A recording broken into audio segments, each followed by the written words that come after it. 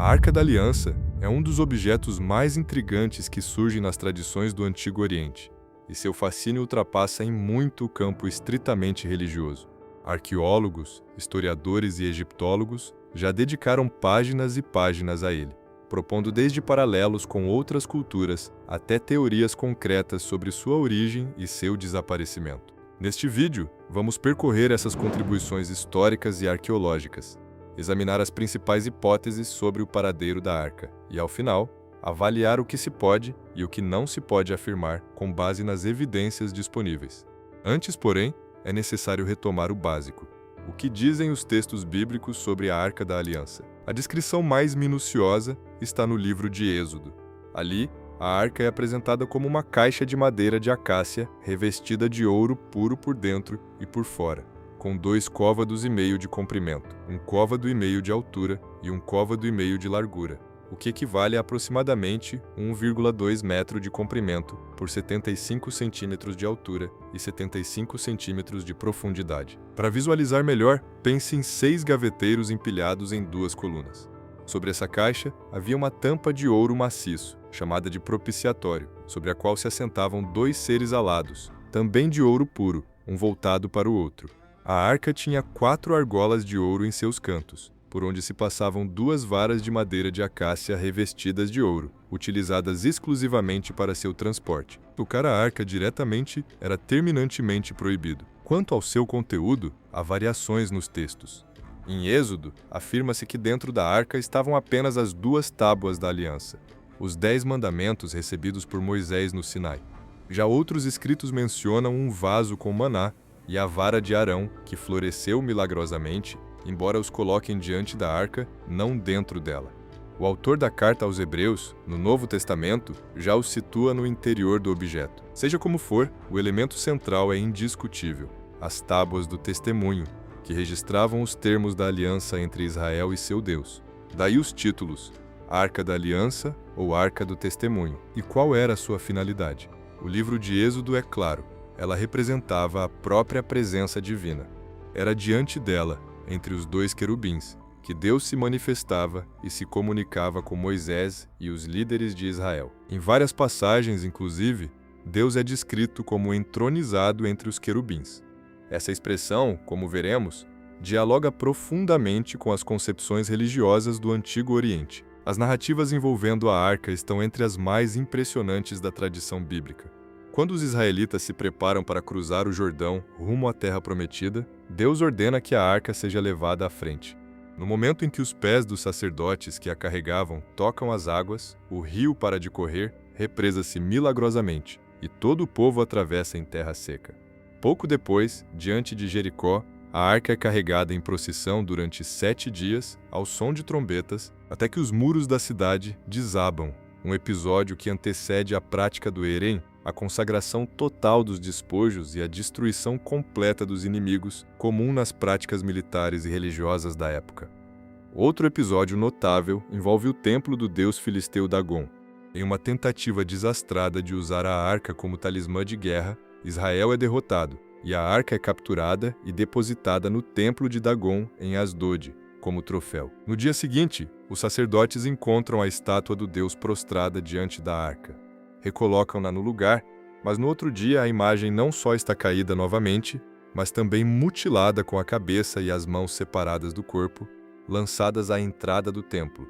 Paralelamente, pragas e doenças começam a assolar a cidade. A arca é então enviada a outras cidades filisteias, mas os flagelos a seguem. Por fim, os filisteus decidem devolvê-la aos israelitas, acompanhada de uma oferta para expiar a ofensa. Mesmo em solo israelita, porém, a arca continua a provocar morte. Em uma ocasião, durante o reinado de Davi, um homem chamado Uza, que auxiliava no transporte da arca em um carro de bois, viu que o objeto ia tombar e estendeu a mão para segurá-lo. O texto é seco. Deus o feriu por essa loucura, e ele morreu ali mesmo. Davi, tomado de temor, recusa-se a levar a arca a Jerusalém, deixando-a temporariamente na casa de um certo Obed-edom. Somente ao saber que aquela casa fora abundantemente abençoada pela presença da arca, é que Davi ordena o translado para a cidade de Davi, com danças e sacrifício, essas histórias pintam a arca como um objeto de poder absoluto, algo que no estudo das religiões se classifica como tremendum et fascinans, aquilo que ao mesmo tempo atrai e aterroriza, por ser radicalmente sagrado. E aqui surge uma questão fundamental. Essas narrativas são excepcionais no cenário do Antigo Oriente, ou existem paralelos históricos e arqueológicos para a Arca da Aliança? A resposta, como antecipamos, é que sim, e alguns desses paralelos são surpreendentemente diretos. Comecemos pelos menos diretos. Já se comparou a Arca à Utfa, uma estrutura utilizada por tribos beduínas do Sudão, Egito e Arábia, que representava a presença divina e era levada à guerra montada em camelos ou cavalos. Contudo, a Utfa não é propriamente uma caixa, não tem tampa, não é carregada com varas, e suas primeiras evidências históricas são posteriores ao período islâmico, ou seja, muito distantes do contexto da arca. Outro paralelo possível são os palanquins ou liteiras que aparecem em relevos assírios do século 8 a.C., como os do rei Tiglat-Pileser III, nos quais deuses são transportados em estruturas de madeira. Também aqui, porém, não há caixa, não há querubins e nenhuma indicação de que fossem levados à batalha. Um terceiro conjunto de objetos, porém, apresenta uma conexão bem mais sólida, ainda que pontual. Os tronos com querubins, amplamente documentados arqueologicamente desde o Egito até a Mesopotâmia, passando pela Síria e pelos reinos de Israel e Judá. A palavra hebraica querub, plural querubim, corresponde ao acádio caribu, criaturas híbridas, geralmente aladas, com corpo de touro ou leão e rosto humano, que aparecem na entrada de templos e palácios e, crucialmente, na estrutura de tronos. Um exemplo notável é o sarcófago do rei fenício Ahiram de Byblos, século 13 a 12 a.C., que mostra o rei entronizado entre caribu, exatamente a imagem evocada pela expressão bíblica Deus entronizado entre os querubins.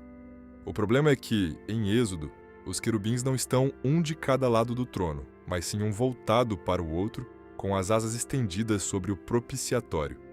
Isso dificulta a identificação direta com os tronos do tipo assírio ou fenício. Esse detalhe, porém, aproxima a arca de um quarto objeto de comparação, e este sim é o mais impressionante de todos. Não se trata de uma arca, mas de uma barca, a barca sagrada egípcia. Em um estudo fundamental publicado no volume O Êxodo de Israel em Perspectiva Transdisciplinar, o professor Scott Neugel, da Universidade de Washington, estabelece uma comparação detalhada entre a arca israelita e as barcas rituais do Egito. Os paralelos são notáveis. As barcas sagradas egípcias, apesar da forma, raramente eram colocadas na água. Quando transportadas em terra, o que ocorria na maioria das vezes, eram arrastadas sobre trenós, colocadas em carroças ou, mais frequentemente, carregadas por sacerdotes a pé, utilizando varas, exatamente como a arca. Sua função principal era transportar a imagem de um deus, ou em contextos funerários, uma múmia real. Essa imagem ficava alojada no interior de uma caixa de madeira revestida de ouro.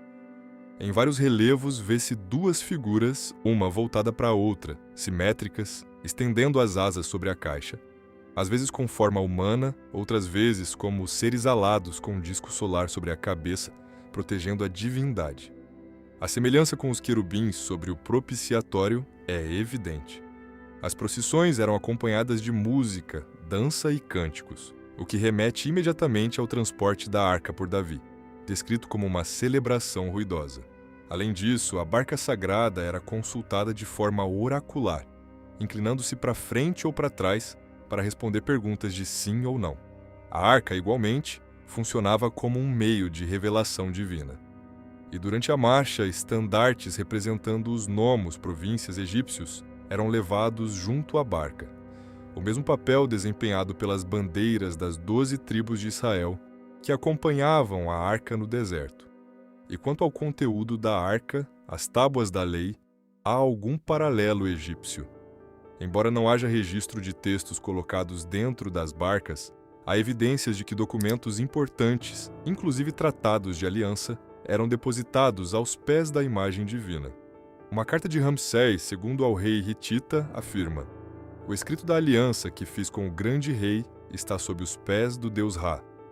Se entendermos a tampa da arca como um trono divino, com Deus entronizado entre os querubins, a caixa inferior funcionaria como um escabelo, onde as tábuas da aliança repousariam aos pés de Deus. O paralelo, embora não literal, é estruturalmente coerente. Por fim, há um dado linguístico significativo. A palavra hebraica Aron, usada para a arca, significa baú, cofre ou caixão. Esse último sentido, funerário, é o mais frequente no hebraico antigo e em outras línguas semíticas, como o fenício e o acádio. Em Gênesis, José é embalsamado e colocado em um aron, ou seja, um caixão, e a barca sagrada egípcia, justamente, era frequentemente um caixão utilizado para transportar múmias, fossem de faraós ou de deuses representados como múmias. Com base nesse conjunto impressionante de paralelos, Scott Nogel defende a tese de que a Arca da Aliança, como idealizada nos textos bíblicos, tem uma origem inequívoca no contexto cultural egípcio do final da Idade do Bronze, quando o Egito mantinha presença militar e cultural significativa no Levante, influenciando diretamente as elites políticas e religiosas da região. A hipótese é robusta e bem documentada. E o paradeiro da arca? Essa é uma questão ainda mais incerta, mas as tradições são numerosas e antigas. Nos textos bíblicos, a arca é instalada no Santo dos Santos do Templo de Salomão, em Jerusalém, por volta de 950 a.C., onde permanece até a destruição do primeiro templo pelos babilônios em 587 a.C. Quando o segundo templo é descrito após o exílio, a arca já não é mencionada entre os objetos cultuais. O que aconteceu com ela? Uma tradição preservada no segundo livro de Macabeus, considerado deuterocanônico pelas tradições católica e ortodoxa, afirma que o profeta Jeremias, avisado por Deus da iminente destruição, teria levado a arca para uma gruta no Monte Nebo, onde ela permaneceria escondida até um futuro profetizado. Outra tradição, registrada no quarto livro de Esdras, sugere que a arca foi levada como espólio de guerra pelos babilônios, junto com os demais tesouros do templo. Nesse caso, seu destino seria o mais prosaico possível: derretida, desmontada ou simplesmente destruída. O Talmud, compilado nos primeiros séculos da era cristã, apresenta uma terceira versão. O rei Josias, antes do exílio, teria escondido a arca em algum lugar sob o monte do templo, onde estaria soterrada até hoje.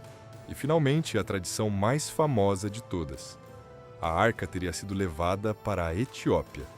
Segundo o Quebra Nagast, A Glória dos Reis, um texto etíope provavelmente redigido no século XIV d.C., a rainha de Sabá teria viajado a Jerusalém para conhecer a sabedoria de Salomão.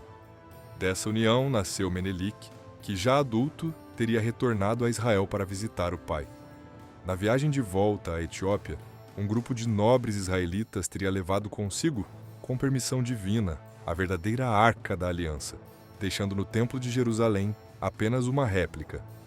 Para os fiéis da Igreja Ortodoxa Etíope, essa tradição remonta ao século X a.C., e até hoje uma capela em Aksum guarda o que acreditam ser a autêntica Arca da Aliança.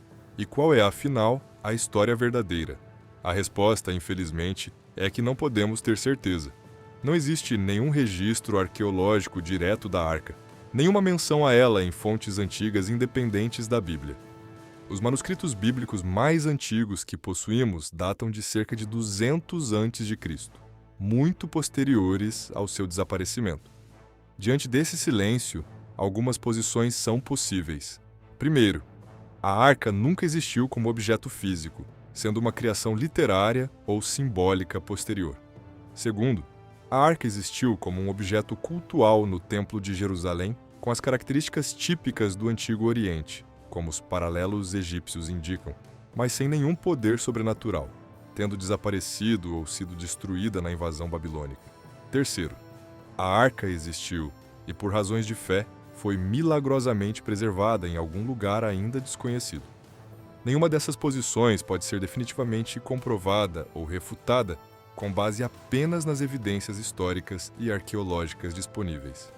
A Arca da Aliança permanece, portanto, um mistério fascinante, um objeto que, mesmo em sua ausência, continua a provocar perguntas fundamentais sobre a relação entre história, fé e narrativa. E você, o que pensa sobre a Arca da Aliança? Deixe sua opinião nos comentários. Inscreva-se aqui no canal e deixe seu like. Eu sou o Kaison e essa é a minha contribuição.